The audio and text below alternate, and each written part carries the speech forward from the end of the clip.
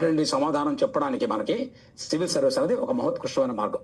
ఇది second unity of the services. You understand the challenges. మీరు అడగచ్చు ఏమున్నాయి సార్ సమస్యలు అండి, బయటికి బా, ఏం చూపిస్తాను ఇప్పటికిప్పుడు. జస్ట్ ఈ కాంపస్ నుంచి బయటికి బా. మున్సిపాలిటీ వాళ్ళు చెత్తెత్తరు, చిన్న చిన్న కుర్రాళ్ళకి ఇవ్వాల్సినటువంటి కోడిగుడ్లు కూడా లంచాలు.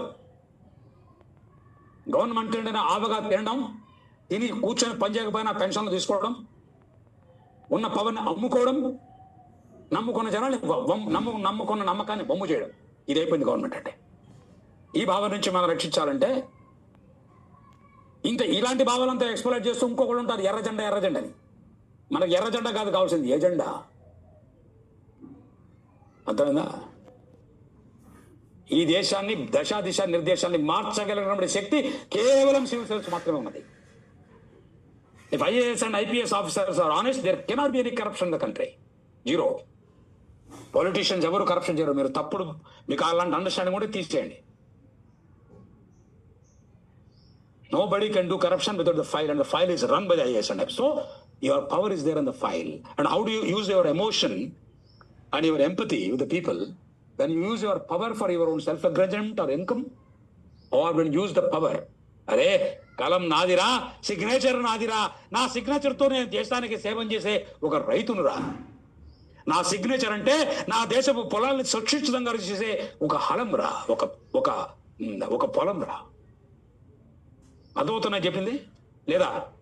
ఏందో మాట్లాడుతున్నాడు సార్, ఏదేదో చెప్తున్నాడు, ఏంది అసలు ఆయన చెప్పేదంటే ఏం అర్థం కావట్లేదు అని అనుకుంటున్నారా? అర్థమవుతుందా? అందరం రైతు బిడ్డలమే, అందరం తినేదా రైతు పండించే తిండే. ఈ దేశాన్ని నడిపిస్తున్నది రైతు. కృష్ణ భగవాన్ ఆజ్ఞించారు రైతు. కృషక్ అంటే రైతు, కృష్ణుడు అంటే రైతు.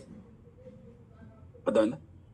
అతని కళ్ళల్లో ఎప్పటిదాకైతే ఆనందం ఉంటుందో, అతని పెదాల మీద ఎప్పటిదాకైతే నవ్వు ఉంటుందో, అప్పటిదాకానే ఈ తెలంగాణ రెపరెపలాడుతుంది. మన ఆర్మీలు, మన సివిల్ సర్వీసులు, మన CRPFలు, మన పోలీసులు ఏమి చేయలేవు అతను కనుక తిరగబడితే. అతను తిరగబడకుండా చూసుకోవాల్సిన బాధ్యత మంది, ఎవరైతే మన సివిల్ సర్వీస్కి వస్తుంది. అందరం రైతు బిడ్డలమే, రైతులమే, కృషకులమే. అది గుర్తుపెట్టుకోవాలి.